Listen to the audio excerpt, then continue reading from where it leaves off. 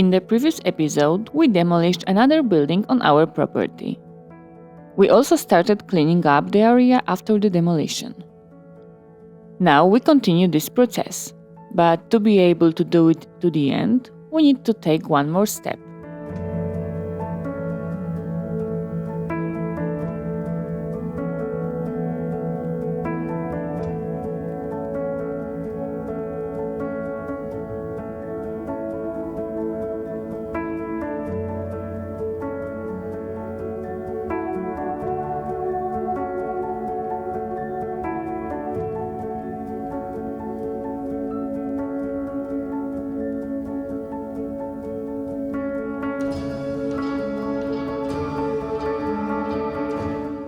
Another machine necessary in this process and another team responsible for this work came to us. We need to drill about 20 boreholes around the demolished building on the hillside to prevent a possible landslide after the last wall of the house is removed. The drill holes will be placed where the lines show.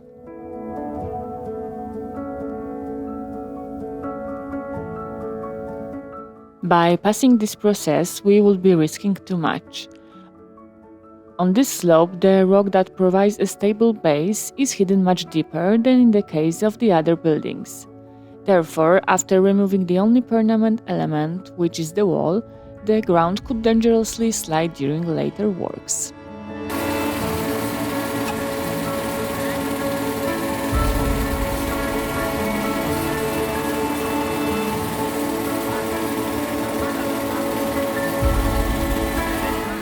The whole drilling process took a few days. It's very slow. The hammer is divided into a couple of pieces, which gradually penetrate the ground. After drilling a hole of the appropriate depth, so a few meters, the hammer is pulled out and instead a long metal pile is placed inside, which is later filled with concrete.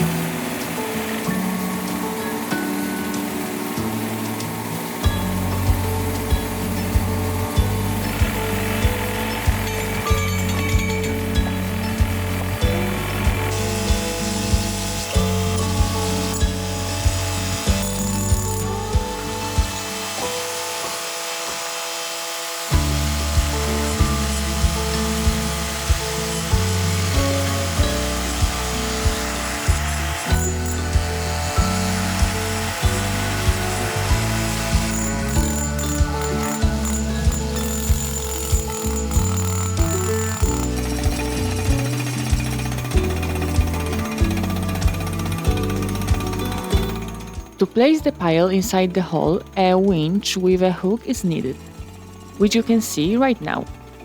First, it is lowered down, the pile is hooked and pulled up and then into the hole.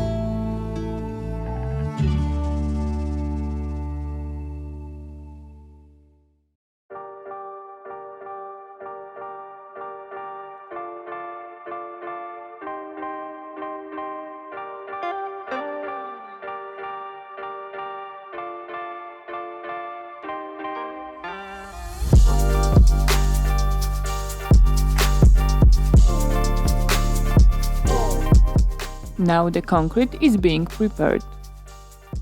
The special machine pumped it into the holes.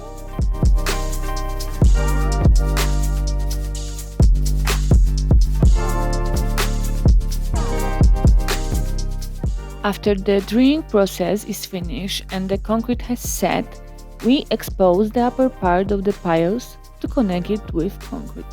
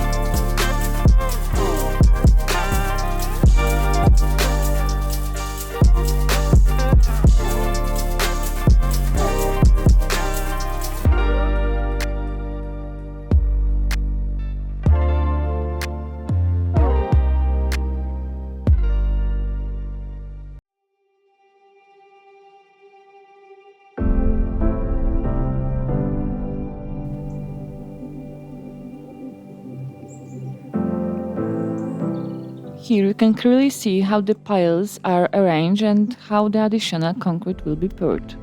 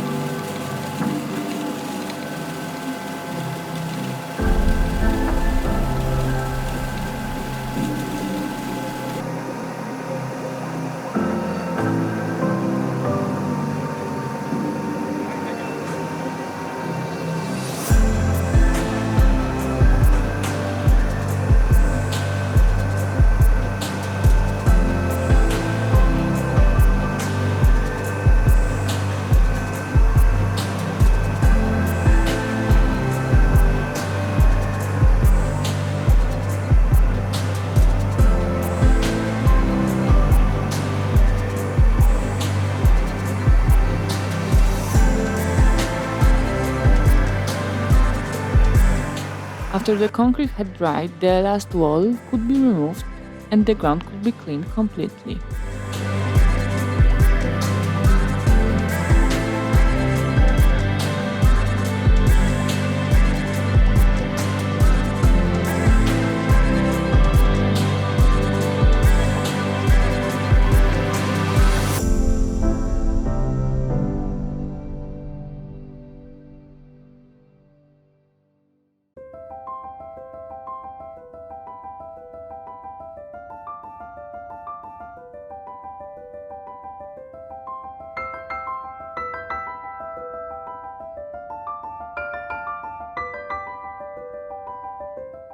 Here you can clearly see the cross-section of the ground where the piles are placed.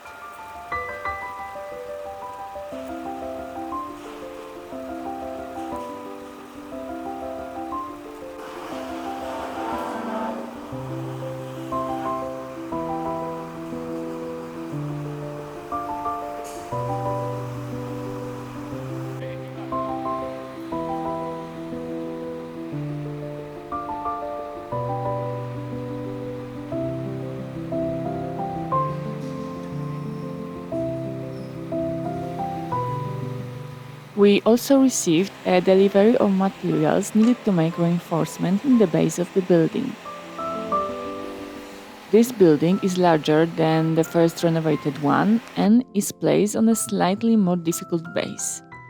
Therefore, the materials used are even more durable and therefore much heavier. So working with them is also more difficult.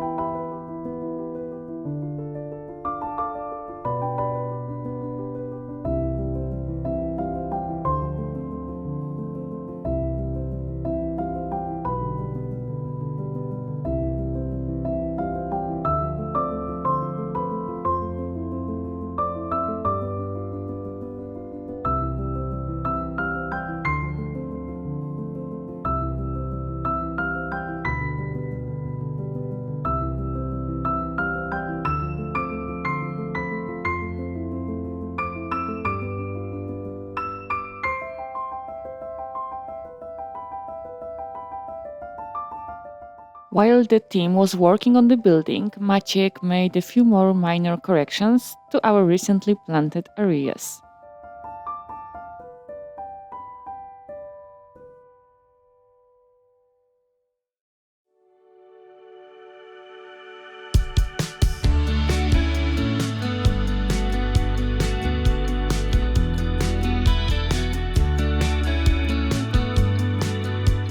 We are also slowly preparing the electrics along the road.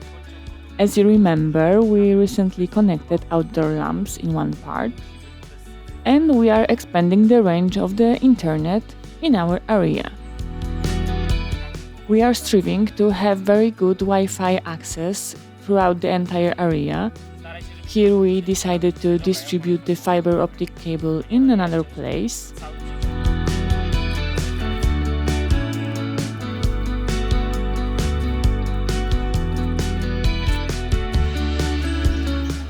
The task seems simple but can often take a lot of time. We have our own pattern for pulling a cable. We connect the old cable that was pulled through earlier, if we no longer need it, with the new one, the one that we want to put into the manhole. This is the fastest way. If we are putting in a completely new cable, it's worth connecting it with a tape with a special rope that allows for faster pulling of the selected cable.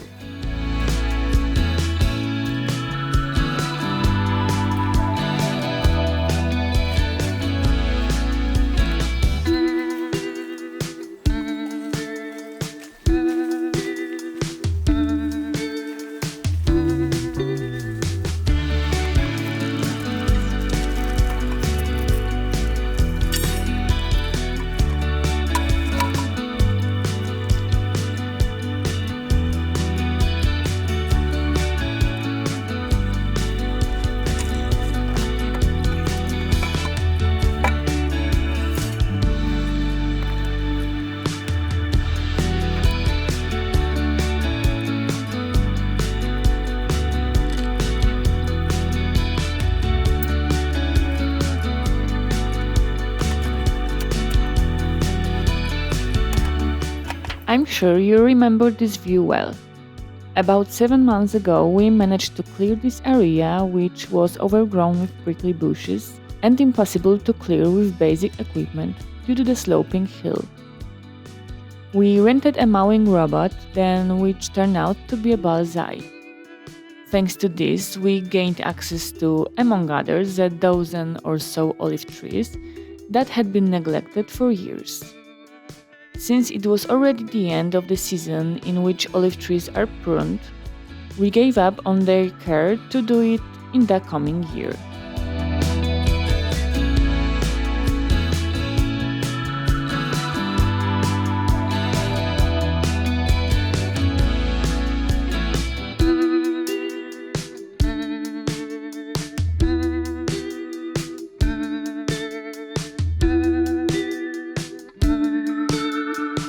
As you can guess, we didn't plan to harvest olives this year, so our friends at the last minute convinced us to collect as much as we could and take it to the olive oil mill to get our first ever olive oil.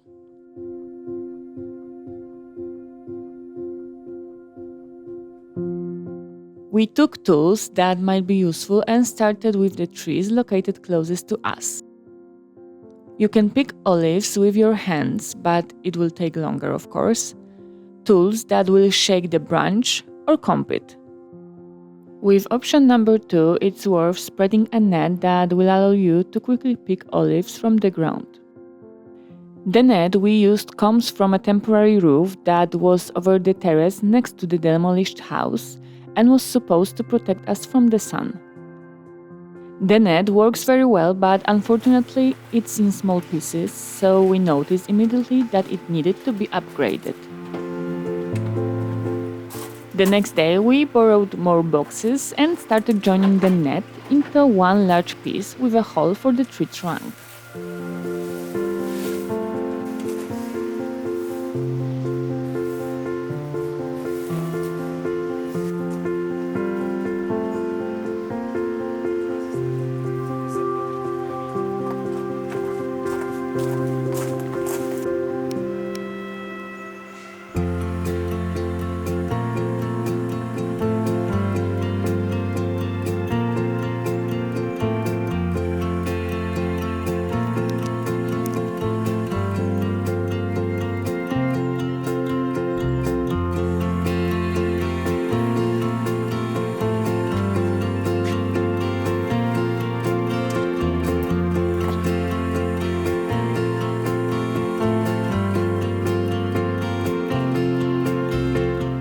Here I show you how it should look like in practice.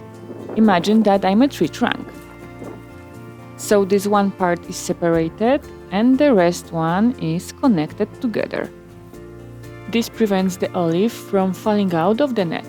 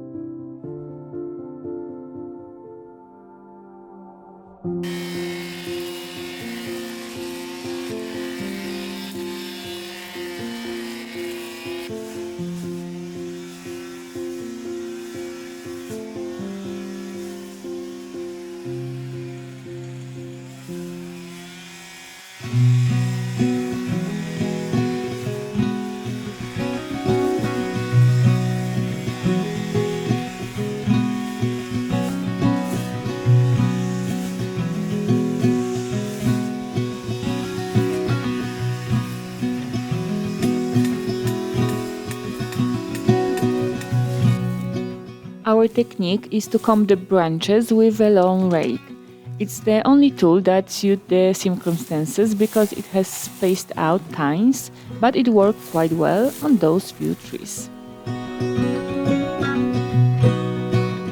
If the trees were taken care of earlier, there would be certainly many more olives and they would certainly be easier to harvest.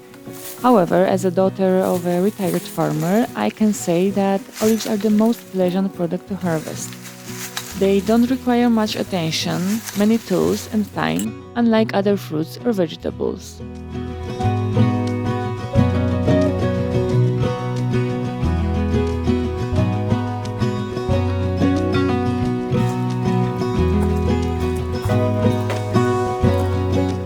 We collected about 2.5 boxes or 55 kilograms in total. Before I tell you how many liters of oil we got, write your answer in the comments. To get your own olive oil, you have to take your olives to a local olive oil mill. What's interesting, you make an appointment for an hour at the mill and wait in a small line. You leave your harvest and wait for your name to appear on the screen. You can see exactly at what point your oil is being pressed.